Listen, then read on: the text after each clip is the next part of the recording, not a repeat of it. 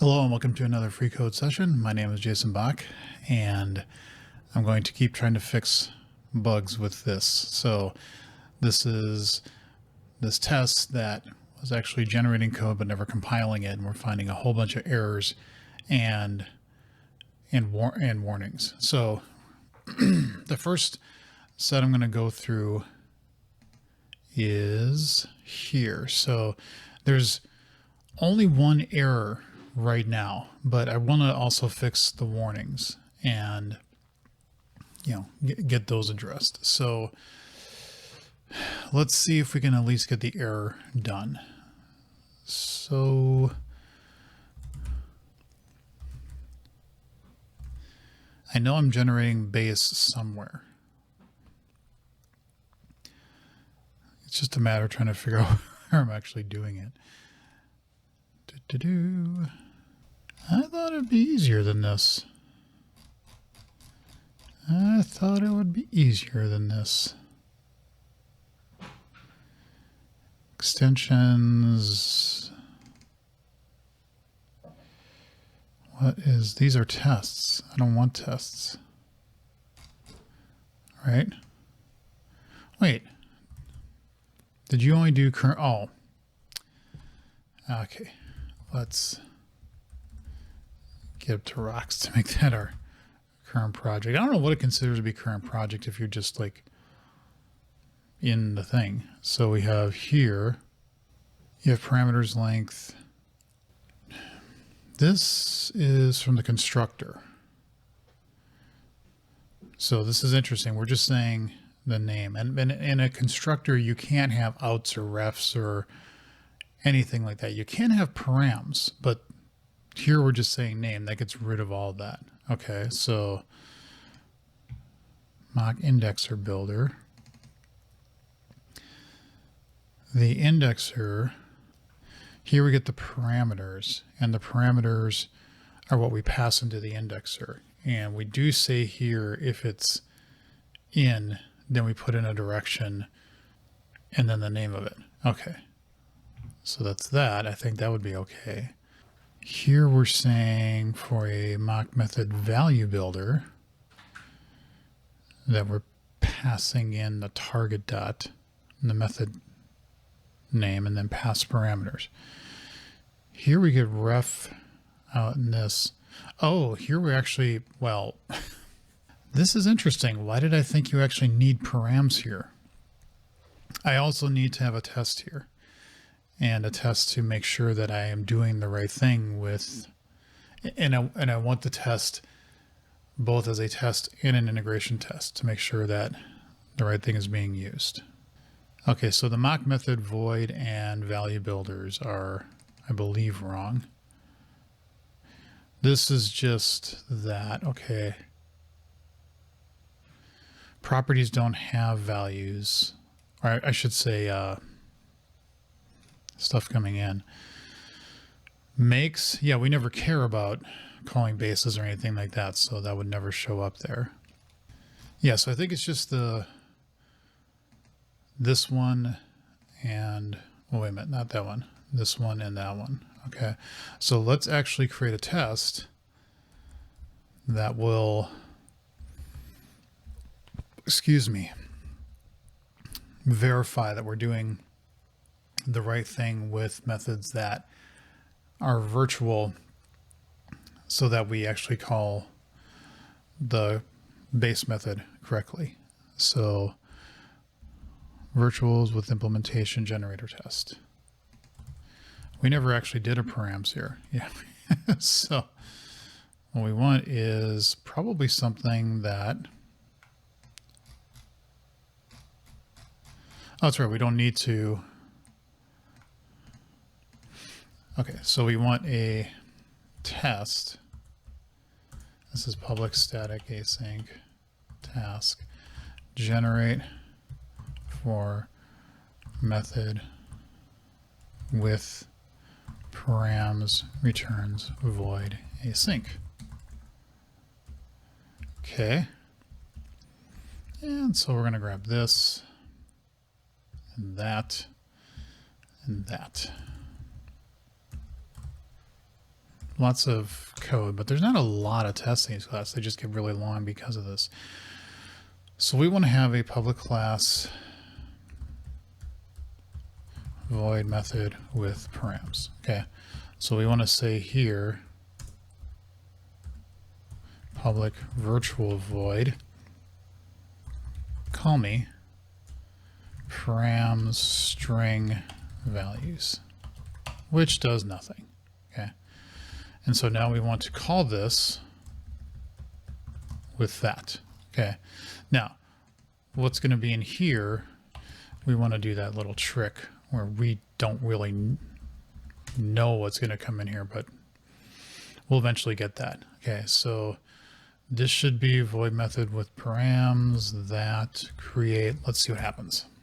And it fails, as we would expect. Let's hope we get a diff, right? That's what we want. Yep, we get a diff. So let's copy all this. Come over to our trusty notepad. And let's get rid of all the crap that we don't need.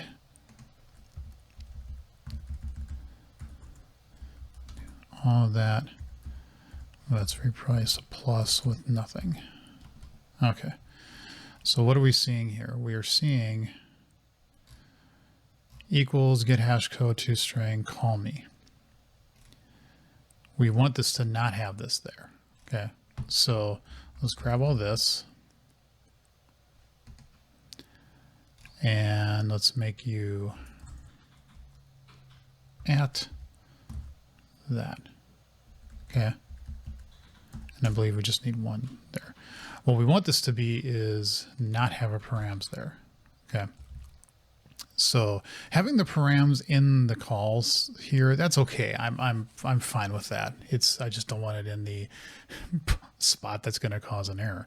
Actually, this reminds me real quick, I do want to put in a feature, and this feature is something like this. I want to say if you have var mock equals rock create, I have lots of stuff. Okay. And it's just that I don't think I put anything else in rock create. I want to have an option here to say some kind of type filter. Okay.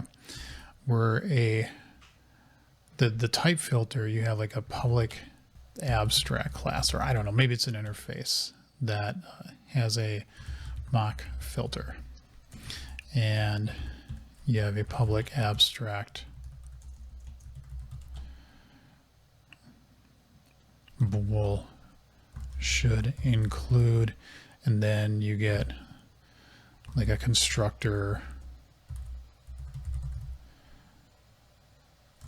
method. I don't know, method symbol. This is just method. So as you're getting each one, you would get all three: the constructor, which is a method, a property, a event, and so on. And so what this would give you the ability to say is you could write some type that implements mock filter that says when you create a type for this thing, then use this to filter down how many things you're actually going to mock, because that could reduce the amount of code that you really don't need in a certain case.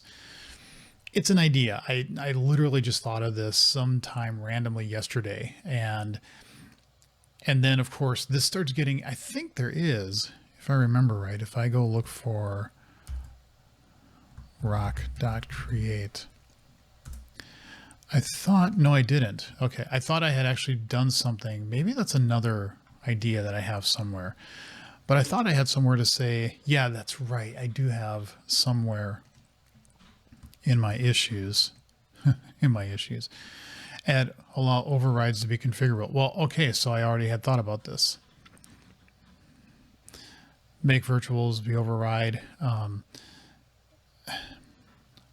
This is a generalization of this idea. So I already had been thinking about it 23 days ago from when I recorded this video.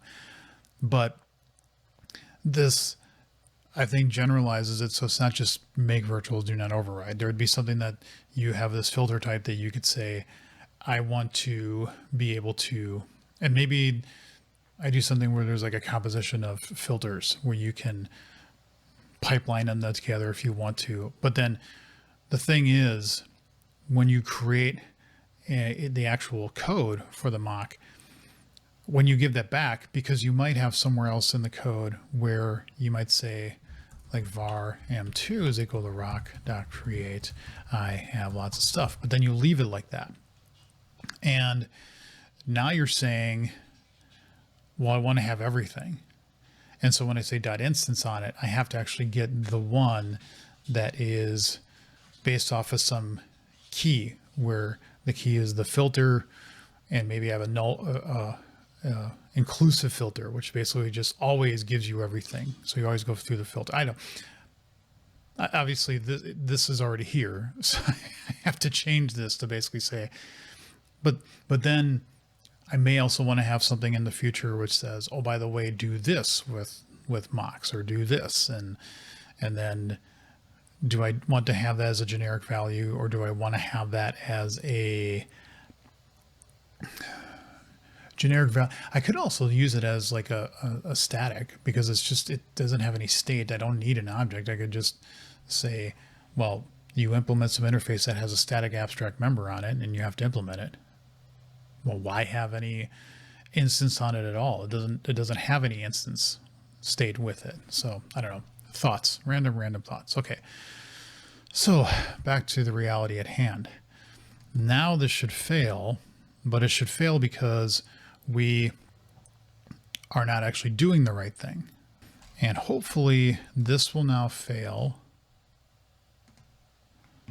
because of one line of code.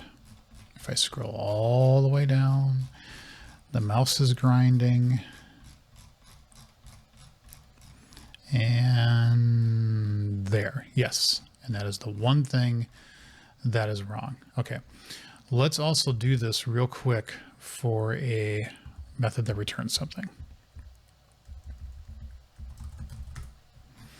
So this would be returns value, async value. If I could spell, this will be just like an int. We don't care. Default. And this would be a value method with params. Okay. And let's do the same trick where we don't put in any of this code. Run this, get the diff, put it back in without the params, run it, see that that's the only thing, and then we can actually fix it. Okay. It feels laborious. It kind of is, but this is the right thing to do. If you one, write tests. Two, if you have a bug, make sure that you're putting in a test that covers the bug and that you fix it, because then you have that confidence that this is not going to come back. Okay, so let's just grab all this, come over here, blah, blah, blah, do that dance. No, we don't want to grab that one. Oh, I gotta make another one because I was writing stuff there that I don't want to forget. Okay, we'll grab that, come all the way up here, do that, grab all this, pull back, do a plus to a nothing, that, copy, come over here. The life of a developer. And now we should only have here saying values. And now again, we should be able to run this test, and we'll see that only one thing is causing a diff problem. Blah, blah, blah. Let's just kind of scroll through here, get to where I think the problem is. There. Yep. Okay, so now let's fix it. Let's come here and say, we don't actually need params here. I don't know why I even thought that that was a good idea, but I did. So there. We do need ref out in. That you do need. So yes. Okay. So let's just run all the tests now in this class. They should all pass now. And then that means we fix this. And they all pass. Good. So let's commit this before we forget. Fixed the issue with a base virtual method having params.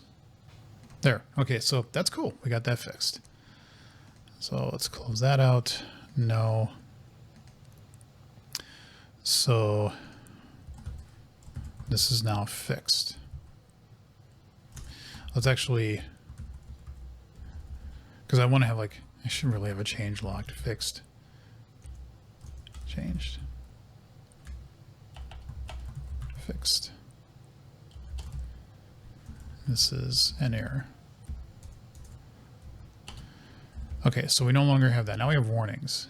These are actually going to be harder to do, I believe. And the formatting should actually be ironically easier. Let's get rid of these. Okay. And for right now, I'm going to change this, that when I run the code generation test down here, I just want to find, we need to put a big to do here, to do. Remember to include warnings as well before number 167 is merged. Okay, I want to do this because I want to focus on just errors right now. We'll come back to warnings. All right, so, and this is just for creates too. Yeah, there's so much fun here. All right, so we'll get to the debug point and we'll see what's the next one to tackle. By the way, I just paused the video while the test was running because it takes a little bit of time. And sometimes I pause it in Camtasia just because I don't want to actually have this pause that I got to cut out anyway. And then that makes the time that's going by a little bit more reflective of how much time I've actually spent recording. One thing I noticed yesterday is when I was talking about some of the issues issues, whatever you want to call them, with 2022, somebody said that they've noticed, and I've seen this too, that when you pause in Camtasia and then you resume, not the audio, I think the screen that's captured or whatever, they start getting like out of sync just a little bit. And I don't think it's ever affected the videos in terms of that you start seeing my voice and the video that's on the bottom, or when I'm talking about stuff in code, gets so out of sync. But other people have noticed this too, that it is a bug. They don't start up at the same time. And Camtasia, please fix this because that should not happen at all. Okay. So how many do we have that are just errors? Oh, we have 5,000. Yeah. So we don't actually filter that. We just say if there's any that are errors. Okay. So we need to play the game with binary number. Okay. So that's fine. We'll copy that value. We'll come in here and I think that's binary numbers, whatever. Okay. So come back over to here and we'll stop and we'll play that fun little game of, I don't think we can say this and then that, and then we want to say, what is this again? IBinaryNumber.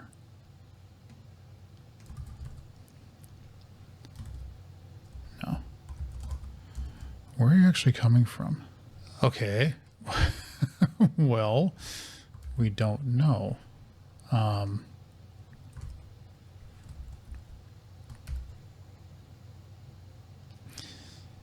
It's got to be coming from somewhere.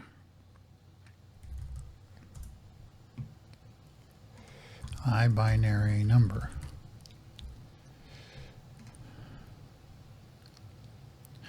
Ooh. Yeah, that's not good. We shouldn't actually be targeting these right now. And it's the generic one. That's just the file. This is, yeah, somehow, okay.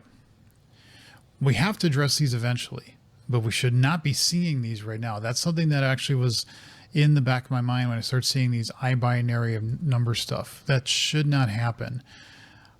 I don't know why we are. Is there a way? Is preview.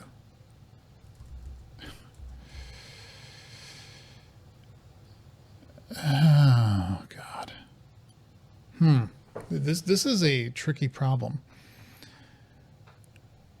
just because I don't know how to handle it off the top of my head. How do I say, because I am targeting in tests, again, I think I actually have to go up and look at my directory build props, but I am saying 6, analysis mode plus lang version latest. I'm not saying enable preview features anywhere though. Those are the features. This is just grabbing the types.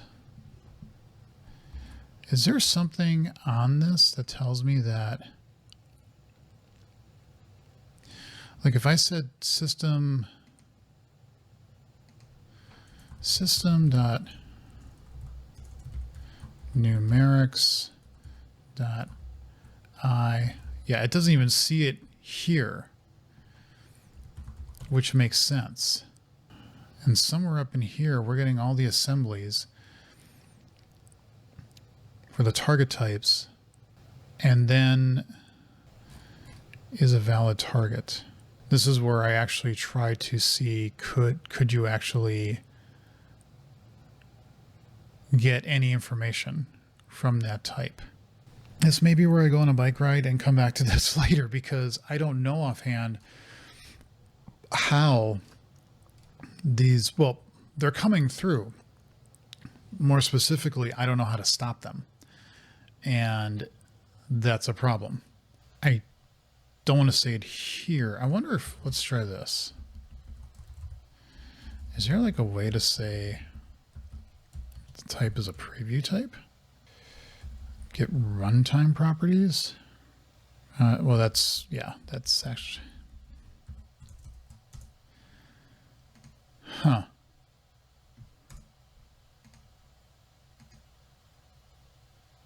Okay. Let's just do one search real quick here. Actually, let's look at this first. Is there anything on this type that tells me